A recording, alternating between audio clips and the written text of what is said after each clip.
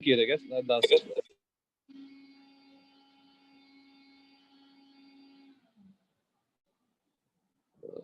Collision start करना था,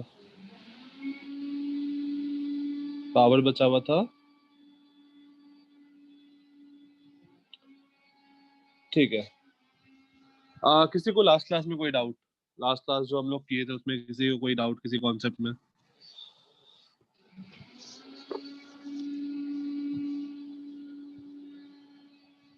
नहीं।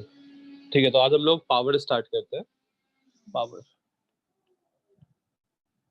पावर क्या होता है?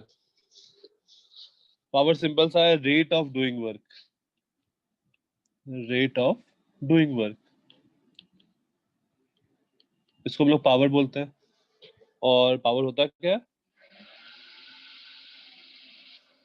Work done upon time taken. ठीक है, तो पावर हो गया work done upon time taken. तो अब अच्छा, वर्क डन का फॉर्मूला क्या था? वर्क डन का formula integral of F dot D S. तो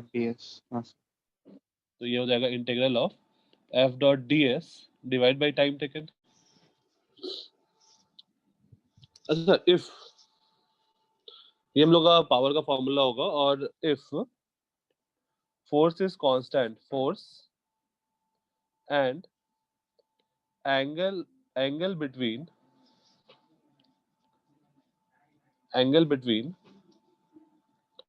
force and displacement vector is constant.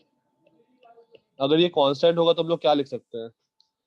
Power equal to integral of F dot D S upon T. अब force constant है, ये हम लोग क्या लिख सकते हैं? F mod D S cos theta का इंटीग्रेशन अपॉन टी। और क्योंकि एफ और कॉस थीटा कांस्टेंट है, हम लोग उसको इंटीग्रेशन से बाहर निकाल सकते हैं। Integration of D S upon T, ऐसा लिख सकते हैं क्या? अगर ये कांस्टेंट है तो। और देखो ये क्या बन जाएगा, इंटीग्रल ऑफ डी एस क्या हो जाएगा? डिस्प्लेसमेंट अपॉन टाइम, वेलोसिटी बन जाएगा। तो ये देखो क्या बन गया। नहीं अद्वैत, वही चैप्टर कंटिन्यूड है। ये बन गया mod F cos theta into integral of D S, S बन गया एस अपॉन टी, और कांस्टेंट वेलोसिटी से मूव कर रहा है। तो फॉर अ पर्टिकुलर इंस्टेंट का अगर बात करो तो वो displacement upon time for particular instant, power जो हो जाएगा वो हो जाएगा मॉड एफ, इसको छोड़ दो, पावर क्या होगा? Mod F mod V cos theta for a particular instant, instantaneous power. और उसको हम लोग लिख सकते हैं instantaneous power is F dot we.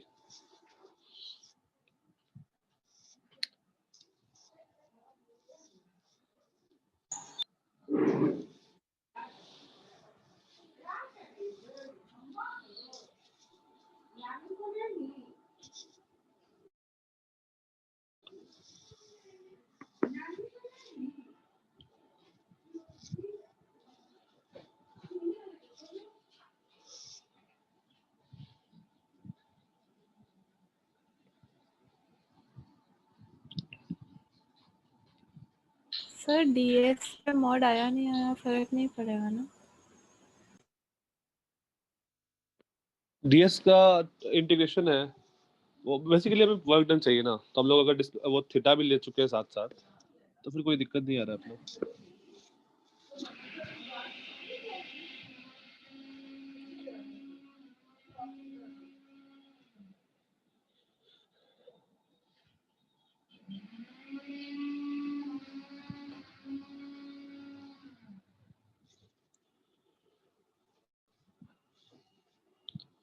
ठीक है, और अगर हम लोग को इंस्टेंटेनियस पावर डिफाइन करना होगा तो वो क्या हो जाएगा? इंस्टेंटेनियस पावर ये हो जाएगा एफ डॉट वी। ये डॉट प्रोडक्ट है यहाँ पर, एफ फोर्स और वेलोसिटी का, क्योंकि mod F mod V cos theta है हमारे पास, तो हम लोग एफ डॉट वी लिखेंगे।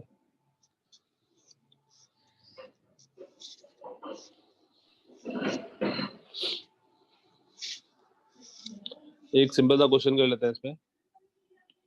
Question, force acting on the particle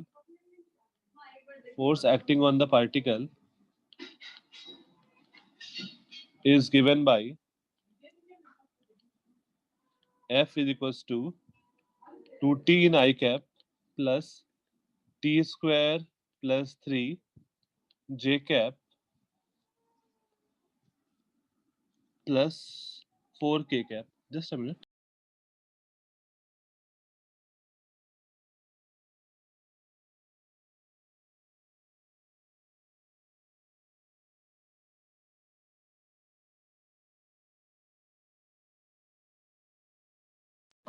हाँ, फोर्स अगर ऐसा है and at t equal to 1 second velocity of the particle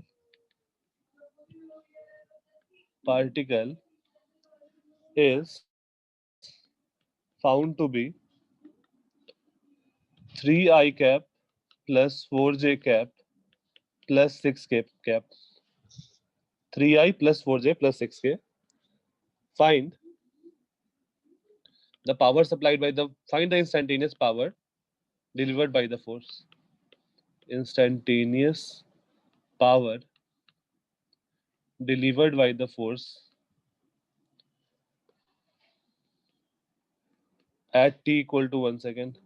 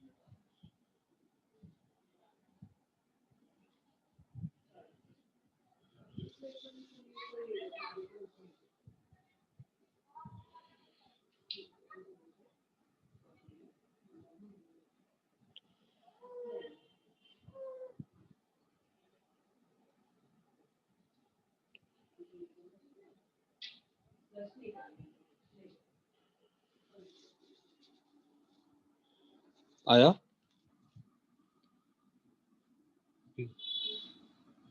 क्या है इसका आंसर?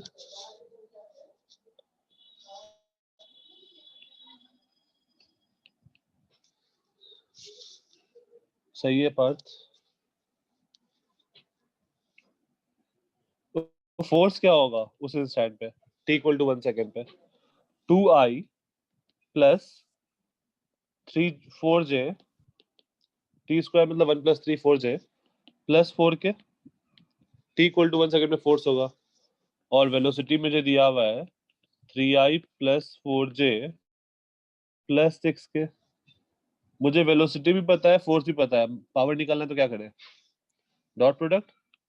तो पावर विल बी 2 3 जा 6 प्लस 4 4 जा 16 प्लस 4 6 जा 24 दैट इज 46। यूनिट क्या होगा? वॉट या फिर तो वो वॉट डिपेंड करेगा दोनों के उस पे।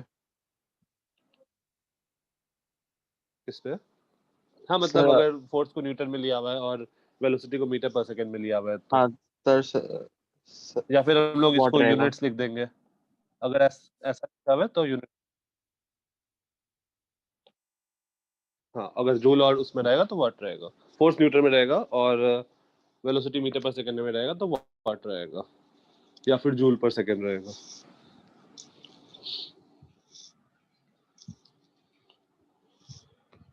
ठीक है, नेक्स्ट आते हैं मोमेंटम कंजर्वेशन पे हम लोग क्वेश्चन किए थे क्या? चलो एक क्वेश्चन कर लेते हैं मोमेंटम कंजर्वेशन पे। मोमेंटम कंजर्वेशन, उसके बाद कोलिजन स्टार्ट करेंगे।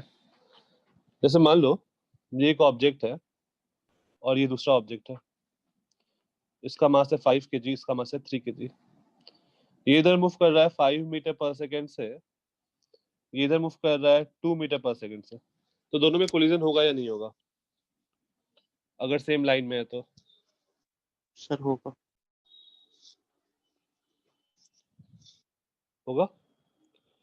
तो मान लो आफ्टर कोलिजन ये जो ब्लॉक ए है 5 kg वाला, ये अगर 2 मीटर पर सेकेंड से मूव कर रहा है तो ब्लॉक बी कितने के स्पीड से मूव कर रहा होगा?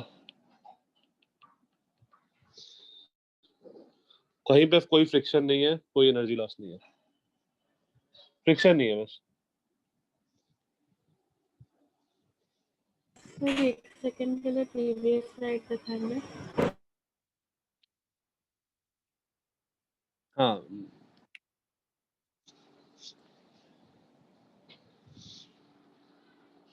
सर 7 है क्या आंसर? Thank you. 7 इतना अच्छा डेटा आ गया। 25 प्लस 6 31, 7 तो नहीं आना चाहिए। अच्छा ठीक है, ठीक है 7।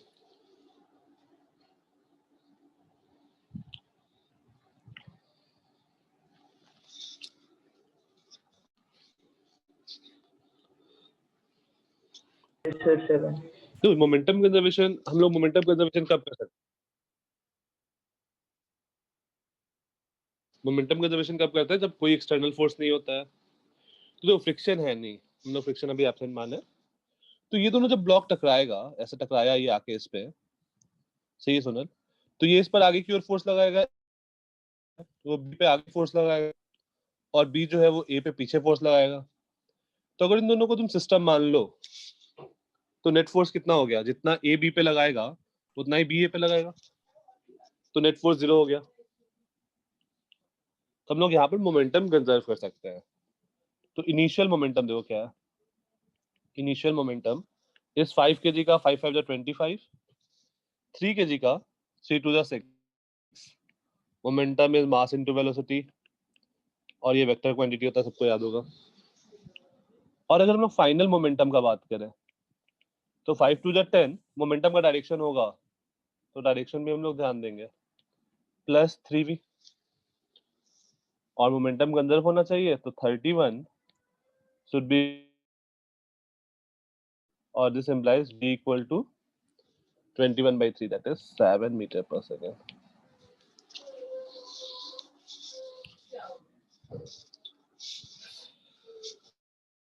ठीक है, बट हम लोग थोड़ी देर देखेंगे कि ये सिचुएशन पॉसिबल नहीं है। हम लोग बाद में देखेंगे कि ऐसा नहीं हो सकता है कि वो 7 से चलने लगे।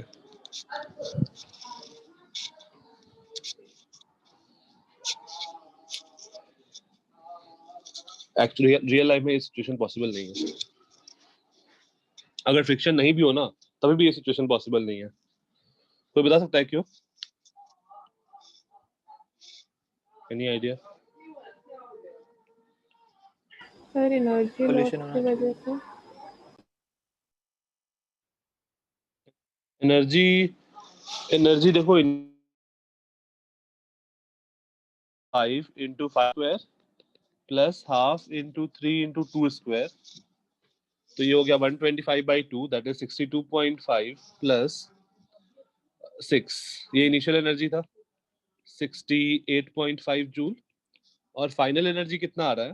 Half into 5 into 2 square plus half into 3 into 7 square, आ रहा है 10 प्लस 49 3 जो 147, 147/2 इज 73.5। तो फाइनल एनर्जी ज्यादा आ रहा है। तो ऐसा पॉसिबल है क्या कि फाइनल एनर्जी इनिशियल एनर्जी से ज्यादा हो जाए? नहीं सर। ऐसा पॉसिबल, तो पॉसिबल नहीं है। तो ये सिनेरियो जो है वो मेरा पॉसिबल नहीं है। इसका मतलब क्या है? हम लोग, हमने गलती कहाँ पर की है? क्वेश्चन में गलत है कुछ? क्वेश्चन में क्या गलत कि आफ्टर द कोलिजन इस ब्लॉक का स्पीड 2 मीटर पर सेकेंड नहीं हो सकता है। वो मैंने रैंडम डेटा दिया था।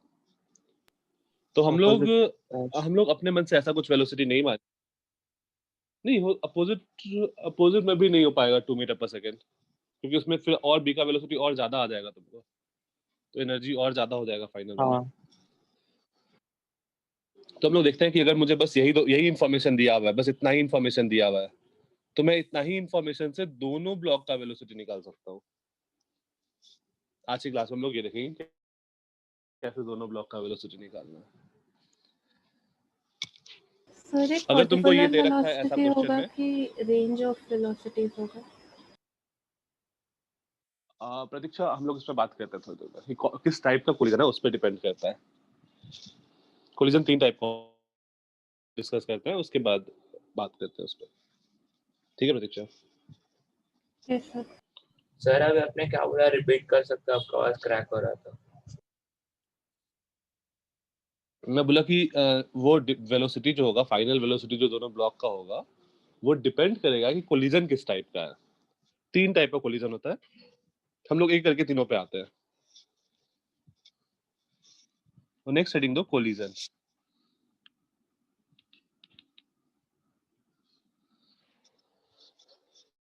तो कोलिजन अगेन उसी चैप्टर में है, लास्ट टॉपिक।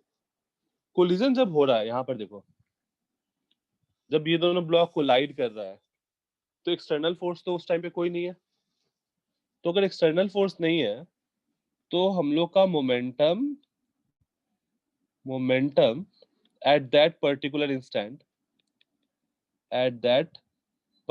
इंस्टेंट जिस इंस्टेंट पे कोलिजन हो रहा है, will be conserved. Momentum conserve होगा। अब कोलिजन 3 टाइप का होता है। इलास्टिक कोलिजन,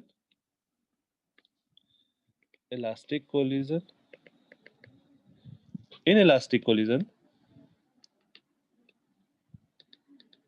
और perfectly inelastic collision. Elastic collision जिसको हम लोग बोलते हैं, जिसमें जैसे मान लो 2 ऑब्जेक्ट टकराया, तो हो सकता है ना कि वहां पर एनर्जी लॉस हो जाए, साउंड में, हीट में, या कुछ किसी भी चीज में। हाँ, second is real life. Okay, हाँ ओमकार।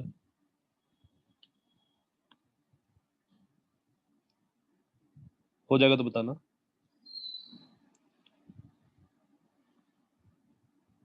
ओके, ठीक है। 3 टाइप का कोलिजन है अपना, इलास्टिक, इनइलास्टिक और परफेक्टली इनइलास्टिक। अब कोलिजन जब होगा तो तुमको आवाज सुनाई देता है या नहीं? कभी भी कोई भी 2 चीज टकराएगा तो थोड़ा थोड़ा आवाज आएगा ही। तो साउंड एनर्जी में एनर्जी लिबरेट होगा ही। वो जो दोनों सरफेस है, वो जो टकराया है, क्या उसका टेम्परेचर इंक्रीज करेगा? हाँ या ना?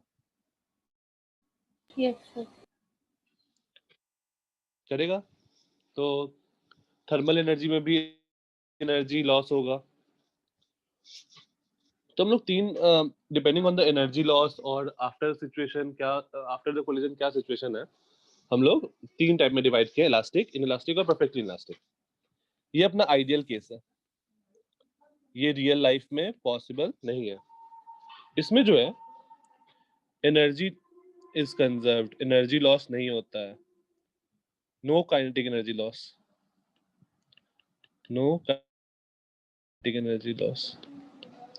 या फिर हम लोग लिख सकते हैं kinetic energy is conserved, kinetic energy is conserved.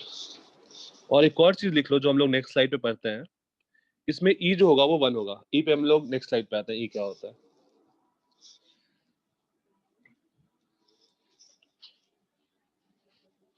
E will be 1।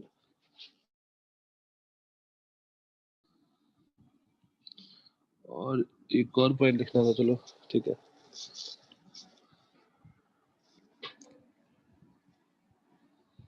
और इस केस में जो होगा वो दोनों ऑब्जेक्ट अलग अलग मूव करेगा।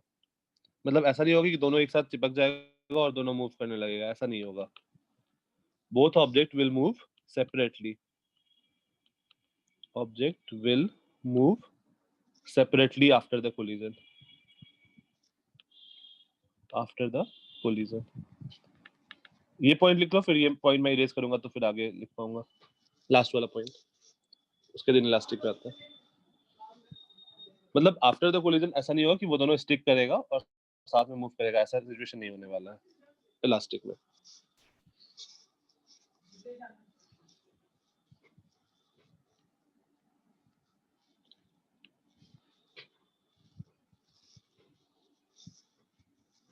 डन।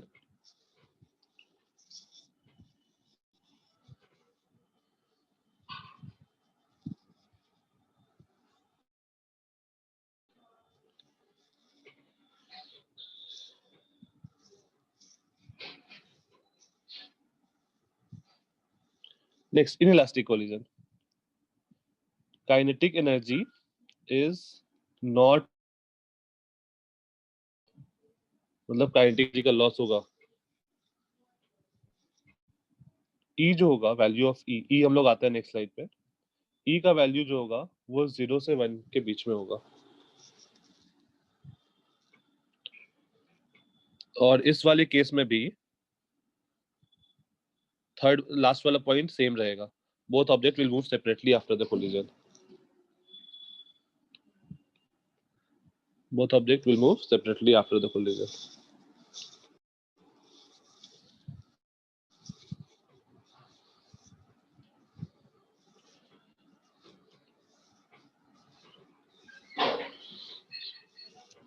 तो इस केस में क्या है, लॉस हुआ है काइनेटिक एनर्जी का। तो लॉस कहाँ हुआ होगा, साउंड में या फिर हीट में। तो ये रियल सिचुएशन है, रियल लाइफ सिचुएशन ऐसा होता है, रियल लाइफ सिचुएशन।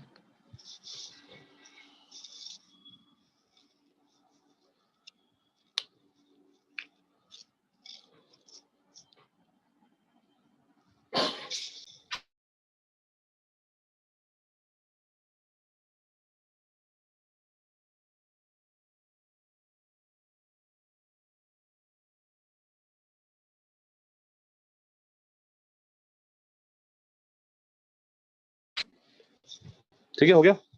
अब आते हैं परफेक्टली इनइलास्टिक कोलिजन पे। एक मिनट। हाँ, परफेक्टली इनइलास्टिक कोलिजन। इसमें क्या होता है, इसमें क्या होता है, दोनों ऑब्जेक्ट, जैसे मान लो ये ऑब्जेक्ट आ रहा है, अभी परफेक्टली इनइलास्टिक का डिस्कस कर रहा है, ये आया, अब ये दोनों क्या होगा, चिपक जाएगा आफ्टर द कोलिजन और दोनों साथ साथ मूव करेगा। तो इस केस के लिए again kinetic energy is not conserved. इसमें जो होगा E का वैल्यू है 0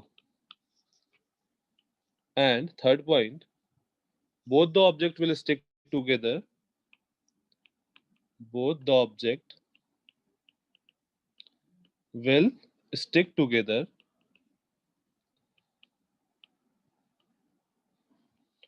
and move with common velocity, and move with common velocity। दोनों साथ में चिपक जाएगा और साथ साथ मूव करते रहेगा।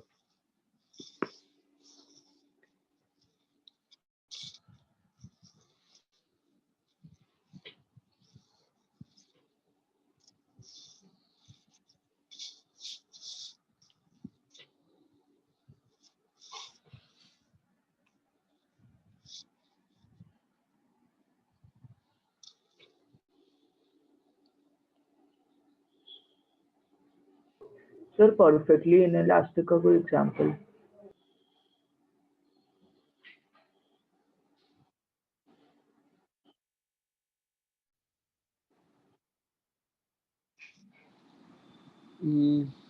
मेरा आवाज नहीं आ रहा तुम्हारा।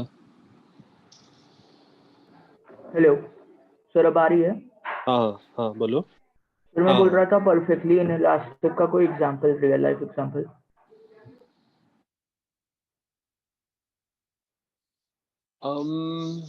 रियल लाइफ एग्जांपल, मान लो तुम खड़े हो, ठीक है, ट्रक आया नहीं, ट्रक कोई भी चीज पार्टिकल कोई खड़ा है, कोई बॉक्स खड़ा है लेट से।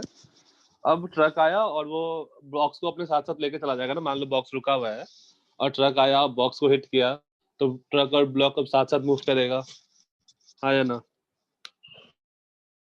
Yes sir. Yes sir. तो देखो दोनों एक साथ स्टिक हो गया और साथ साथ मूव कर रहा है कॉमन वेलोसिटी से, ठीक है? Yes sir. Okay, next heading दो, coefficient of restitution. Coefficient of restitution, ये जो ई हम लोग बात किए हैं वो कोएफिशिएंट ऑफ रेस्टिट्यूशन। ई को हम लोग डिफाइन करते हैं, E is velocity of separation, velocity of separation after collision, collision होने के बाद जो वेलोसिटी ऑफ सेपरेशन होगा, upon velocity of approach before collision, before collision, collision के पहले जो दोनों ऑब्जेक्ट पास आ रहा होगा। जैसे मान लो ये एक ऑब्जेक्ट है, ये दूसरा ऑब्जेक्ट है, मान लो ये 5 से जा रहा है, ये 3 से जा रहा है, ये बिफोर कोलिजन का सिनेरियो है। तो ये दोनों एक दूसरे को अप्रोच कर रहा है या सेपरेट हो रहा है?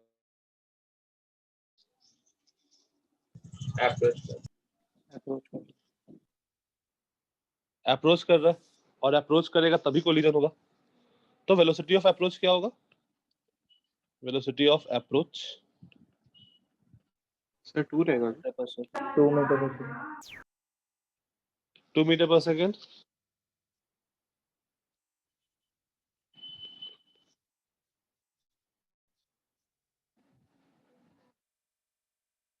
यार तुम लोग का आवाज मुझे इतना ब्रेक हुआ क्यों आ रहा है? सर आपका भी आवाज ब्रेक ये हो सबको रहा आ रहा है ब्रेक हुआ हुआ। नहीं सर, आपका आवाज ब्रेक नहीं हो रहा है। सर आपका आवाज ब्रेक नहीं हो रहा। अच्छा ओके, है। सर बीच बीच में हो रहा है कभी कभी। ओके चलो ठीक है। अच्छा अब देखो, अब ये मेरा हो गया वेलोसिटी ऑफ अप्रोच। अब जनरली मुझे वेलोसिटी ऑफ सेपरेशन नहीं दिया होगा, तो हम लोग क्या करेंगे, जैसे ये दो ब्लॉक है, तो अगर मुझे दोनों का वेलोसिटी नहीं दिया हुआ है after the collision, after collision मान लो ये आगे की ओर v1 से मूव कर रहा है, ये पीछे की ओर v2 से मूव कर रहा है, हम लोग ऐसा ही मानेंगे कि ये दोनों अपोजिट डायरेक्शन में मूव कर रहा है, ताकि हमारा वेलोसिटी ऑफ सेपरेशन लिखना आसान हो। तो यहाँ पर वेलोसिटी ऑफ सेपरेशन क्या होगा?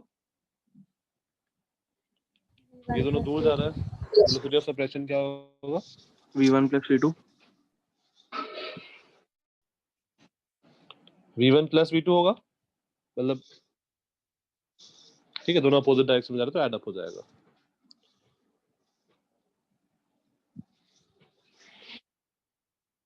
हाँ v1 + v2।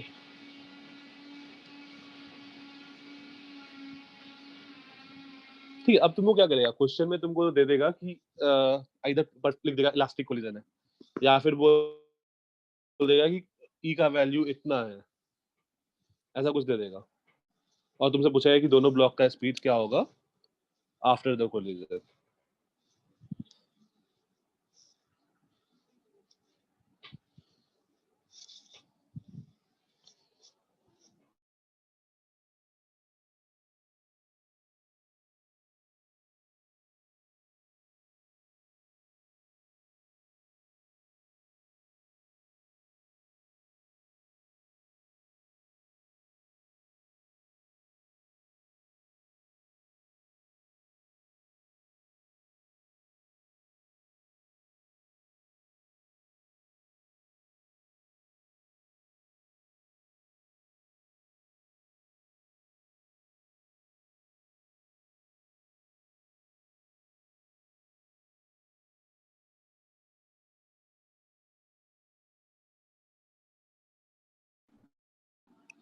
ईशा मुझे होस्ट बनाना।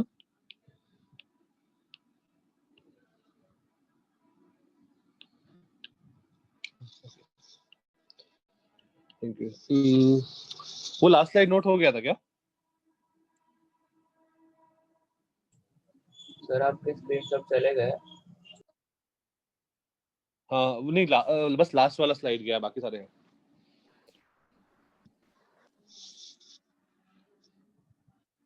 चलो अब एक क्वेश्चन देखते हैं। जैसे मान लो ये एक ब्लॉक है, ये दो ब्लॉक है,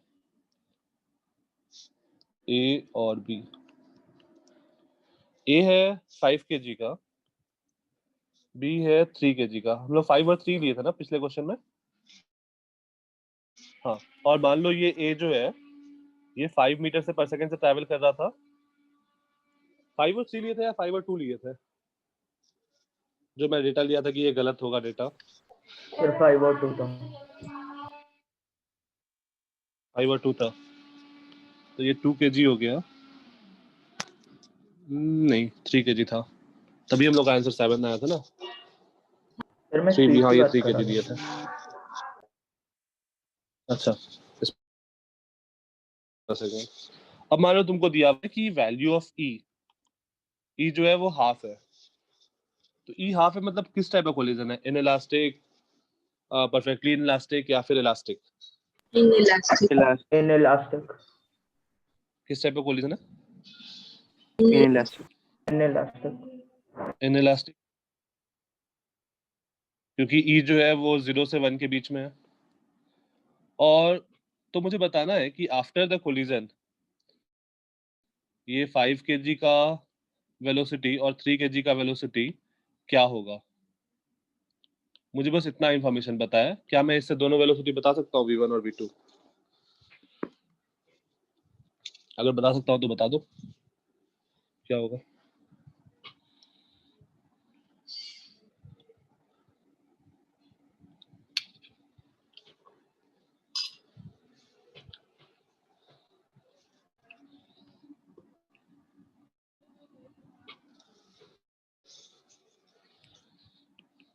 चलो मैं एक मैं बंद करके बताता हूँ, ठीक है। पहला इक्वेशन हम लोग कहाँ से लिखेंगे? हर बार कोई भी सिचुएशन हो, पहला इक्वेशन कहाँ से आएगा? Momentum conservation. हाँ, तो मोमेंटम कंजर्वेशन से हम लोग इनिशियल मोमेंटम देखो क्या है, 5 × 5 25 प्लस 3 × 6। ओके खुशी, ठीक है, चलो एक बार खुद से करो। ई वाला इक्वेशन बस लिख लो एक बार फिर।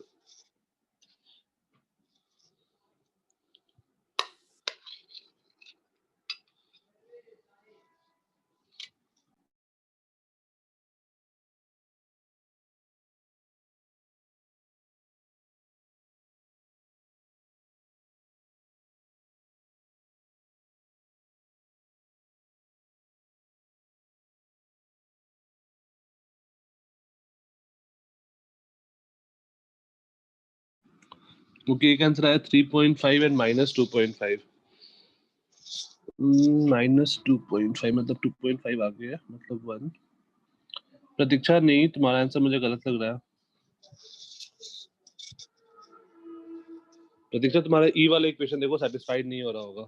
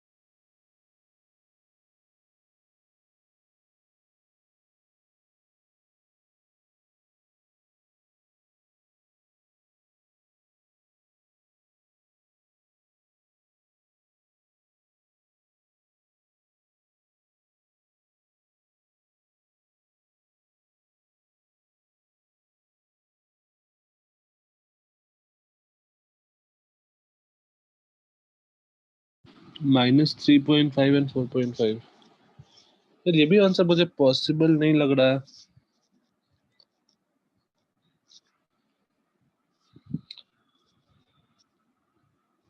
38.5 by 8. ओके देखो, जिसका -3.5 और 4.5 या फिर प्रतीक्षा अभी भी कुछ तो गड़बड़ आ रहा है। 8 वाला 61 minus 13 38/8। चलो एक बार देखते हैं। चलो एक एक आंसर मैं चेक करके बताता हूँ कि कैसे हम लोग को आंसर चेक करना है। जैसे किसी ने एक आंसर दिया 4.5 एंड -3.5। आर्यन आर्यन आंसर तुम्हारा था ना? हाँ, 4.5 एंड -3.5। आर्यन एंड प्रतीक्षा, तुम लोग का ये आंसर आया है। तो ये कैसे पता चला मुझे कि गलत है? क्योंकि देखो, तुम बोल रहे हो कि ये जो 5 kg वाला है ये आगे की ओर 3.5 से मूव कर रहा है, और ये जो 3 kg वाला है ये आगे की ओर 4.5 से मूव कर रहा है। तुम्हारा ये आंसर आया। प्रतीक्षा, इस केस में वेलोसिटी ऑफ सेपरेशन बताना क्या आ रहा है? After the collision 1। Yes sir. और वेलोसिटी ऑफ अप्रोच क्या था? 2। 2 कैसे? 3 है ना, 5 - 2। हाँ हाँ हाँ। और तो e का वैल्यू क्या आ गया? 1/3। ये तो गड़बड़ है, e का वैल्यू 1/2 आना चाहिए। ठीक है, तो ये आंसर गलत है। वैसे अपना आंसर चेक कर सकते हैं, या फिर बेटर है कि आराम से अपना सॉल्व कर लो। तो अब देखो, मोमेंटम का डिवीजन करें। लेके कर लिया मैंने। मैं 3 के साथ करती हूँ अभी। मैंने अच्छा। 5 और 3 ले लिया। ओके ओके, ठीक है। तो मोमेंटम का डिवीजन करें तो 5 × 5 + 3 × 2, ये इनिशियल मोमेंटम हो गया। और फाइनल मोमेंटम क्या लिखेंगे? 3 टाइम्स ऑफ v2, और 5 वाले का पीछे की ओर वेलोसिटी है, तो -5 टाइम्स ऑफ v1। ये मेरा पहला इक्वेशन आएगा। दूसरा इक्वेशन कहां से आएगा? दूसरा इक्वेशन आएगा कोएफिशिएंट ऑफ रेस्टिट्यूशन से। कोएफिशिएंट ऑफ रेस्टिट्यूशन ये क्या बोलता है? E is equals to velocity of separation upon velocity of approach। तो velocity of separation है v1 + v2, और velocity of approach क्या है? 3 is equals to half। तो ये मेरे पास सेकंड इक्वेशन आ गया। दो इक्वेशन, दो variable, solve for v1 and v2। हाँ सर, इसी का है 4.8125 और -3.3125। ठीक है, यस सर। तो हमारे पास पहला रिलेशन है 3v2 - 5v1। 3v2 - 5v1 is equals to 31। 31 था ना? हाँ, 25 + 6 31। और दूसरा इक्वेशन आया v1 + v2 = 1.5। v1 + v2 = 1.5। मैं सेकंड इक्वेशन को क्या करता हूँ, 5 से मल्टीप्लाई कर देता हूँ पूरे को। तो 5v1 + 5v2 = 7.5। Add first and second, first plus second. 8v2 = 38.5 और v2 = यही आया है। सर ये हो जाएगा 4.8125। 4.812। ठीक है, अब v2 मिल गया तो फिर v1 हम लोग को पता चल जाएगा। v1 + v2 कितना है? v1 + v2 है 1.5। v1 + v2 है 1.5, तो v1 आ जाएगा 1.5 3.31 -3.3125। माइनस, अच्छा, -38.5/8 क्या आ रहा है? -3.325। 3125 3125 3125। और ऊपर वाला क्या था? 4.8125। 4.8125। अच्छा, इस माइनस का क्या मतलब है?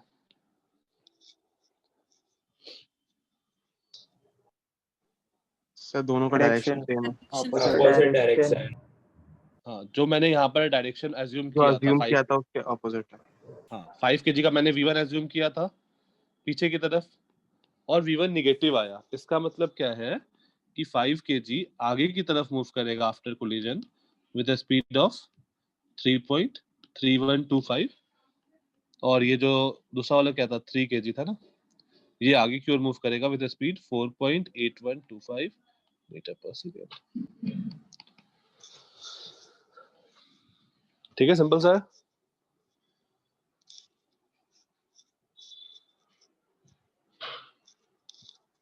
किसी को कोई दिक्कत?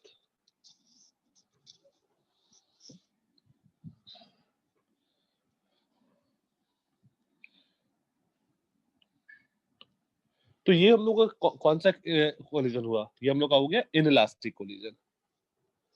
अब आते हैं इलास्टिक कोलिजन पे, ये नोट कर लो। अच्छा, इलास्टिक कोलिजन में कोई ई का वैल्यू देना जरूरी है या नहीं? सर ई की वैल्यू तो 1 ही सेट है ना। ई की वैल्यू 1 सेट है। कांस्टेंट है। हाँ, तो ई की अगर तुमको इलास्टिक कोलिजन बोल दिया इसका मतलब क्या है? E is 1। तो क्वेश्चन मान लो ऐसा ये 5 kg, ये 3 kg, सेम सेम क्वेश्चन। ये कितने से मूव कर रहा था? 5 मीटर पर सेकेंड से, ये 2 मीटर पर सेकेंड से। इस बार इलास्टिक कोलिजन हुआ, तो बताना है दोनों का वेलोसिटी क्या होगा आफ्टर द कोलिजन।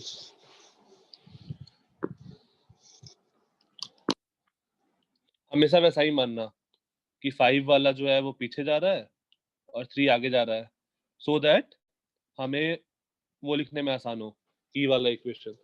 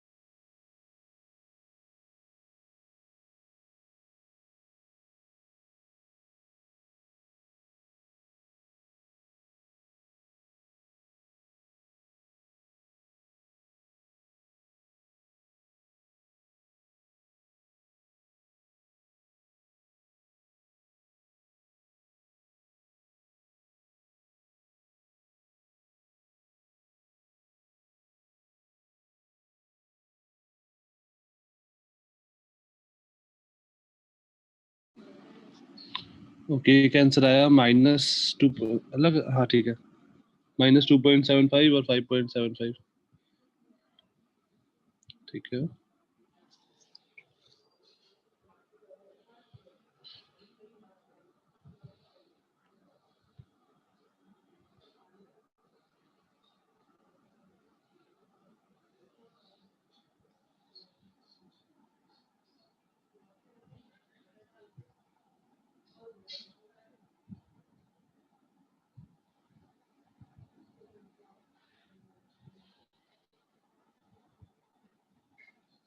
ठीक है। तो क्या करना है मुझे? 5, ओके, सबका सेम ही आ रहा है।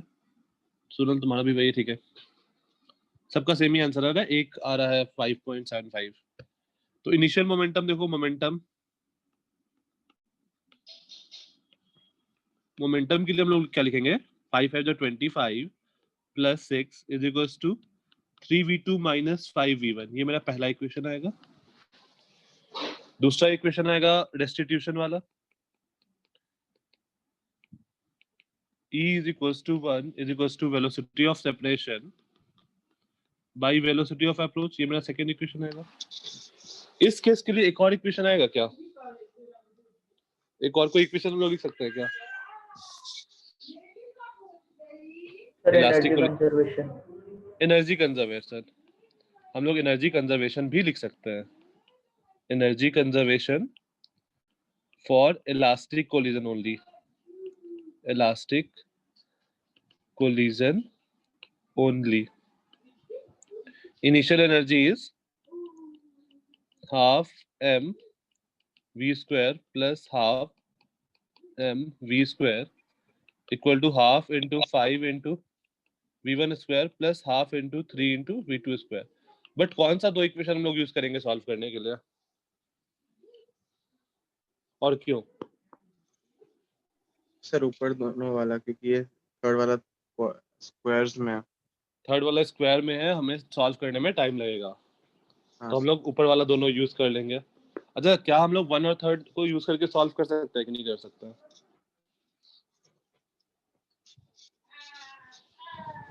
सॉल्व किया जा सकता है.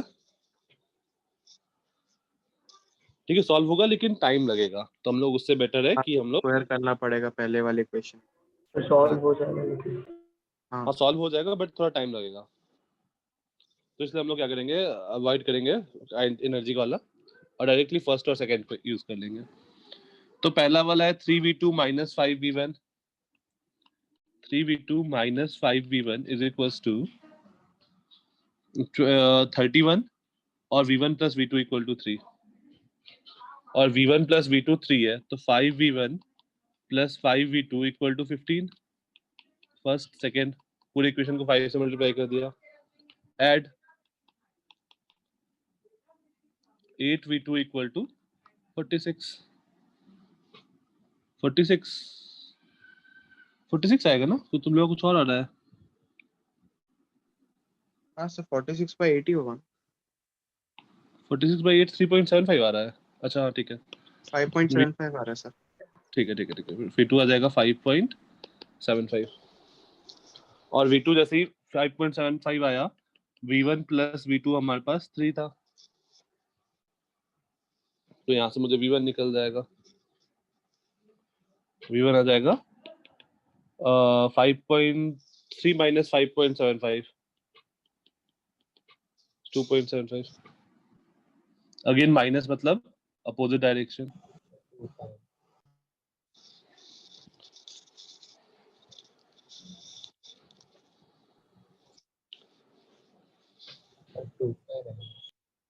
क्या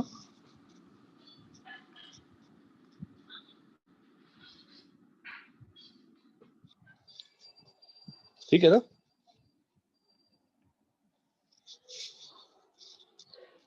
तो ये हम लोग का हो गया इलास्टिक कोलिजन वाला केस. पिछला वाला हो गया इनइलास्टिक वाला केस. अब बच गया अपना परफेक्टली इनइलास्टिक. परफेक्टली इलास्टिक में क्या होगा, दोनों स्टिक कर जाएगा. तो वो वाला केस अपना सबसे सिंपल होता है, परफेक्टली इनइलास्टिक. इसमें कुछ भी नहीं करना पड़ता है, एक लाइन में आंसर आ जाता है. ये 5 kg, ये 3 kg, ये 5 मीटर पर सेकेंड. चलो एक बार एक काम करते हैं, इसको उल्टा भेज देते हैं इस बार. 2 metre per second minus 2.25.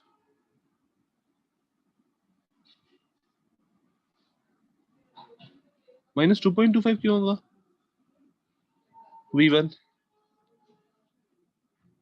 v1 क्या है? माइनस 2.25 आया, माइनस 2.75 आया, 2.75 आया ना? Yes sir. हाँ प्रश्न 5.75 minus 3 2.75 with a minus sign. ये यूज करो.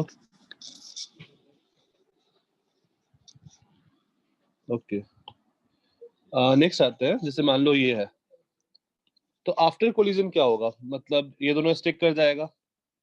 तो ओवरऑल ये हम लोग ट्रीट कर लेंगे इसको 8 kg का. तो बताना है इसका वेलोसिटी क्या होगा.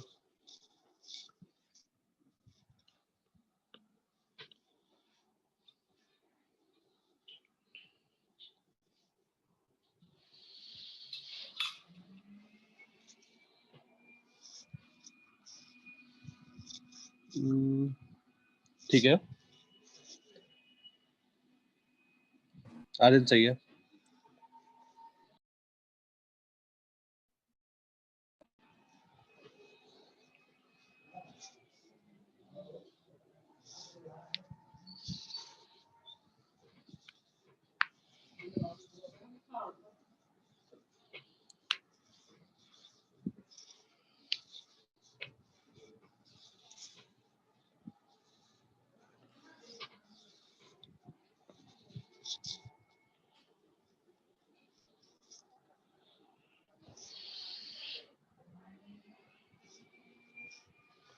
तो इसमें बस हम लोग मोमेंटम कंजर्वेशन करना पड़ेगा, मैं और कुछ भी नहीं करना पड़ेगा।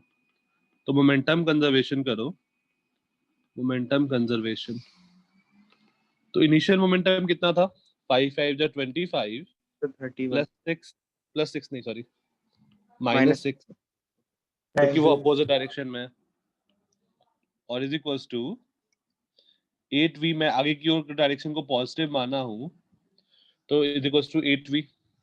तो यहाँ से आ जाएगा 19 इक्वल टू 8v, और v इज इक्वल्स टू 19/8, 2.375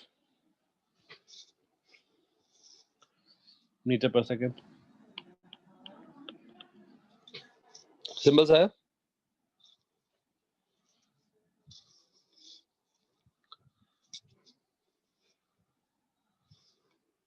किसी को यहाँ तक कोई दिक्कत?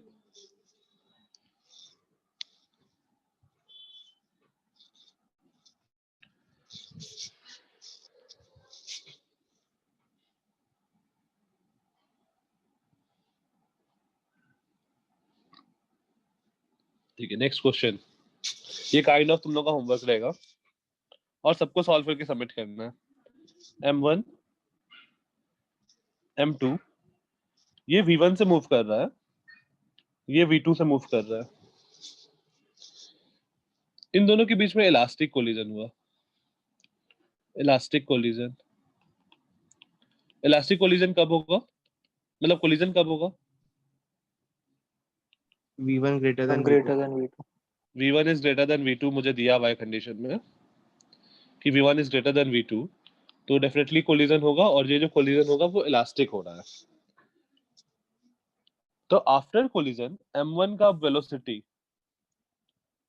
लेट्स से इधर की ओर V1 है, और M2 का वेलोसिटी इधर की ओर V2 है।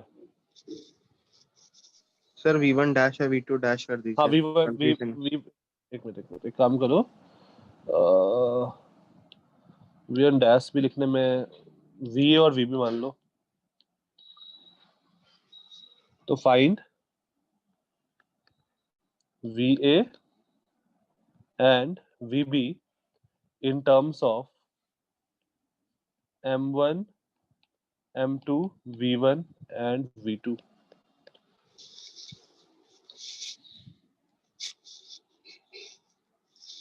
Okay.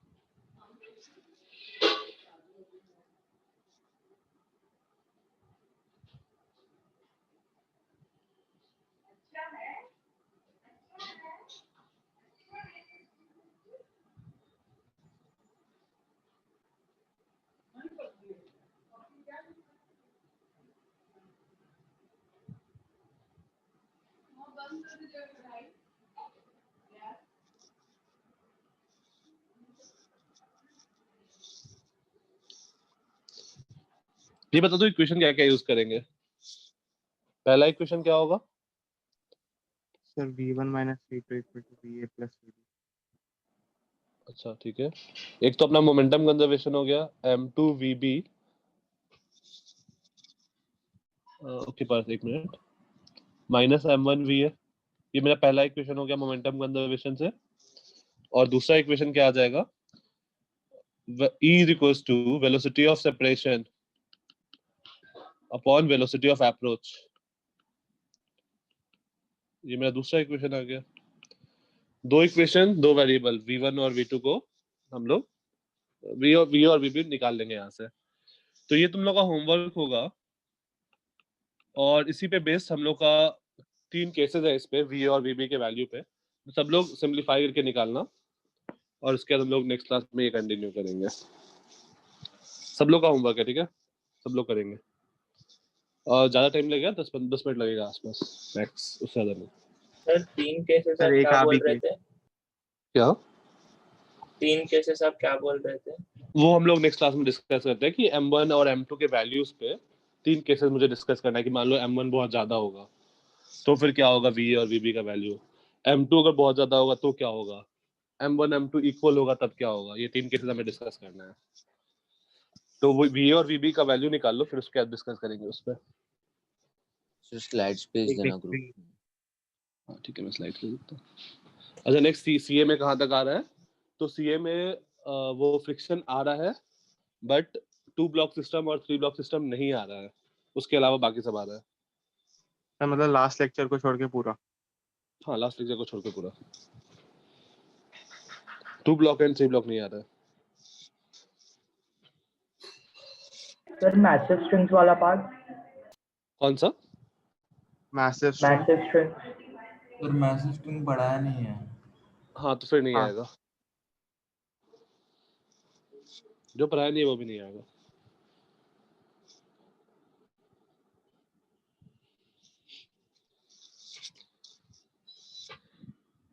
नहीं प्रसन्ना, TWT दिनेश सर ने बनाया था। ठीक है, किसी को कोई डाउट आज की क्लास में?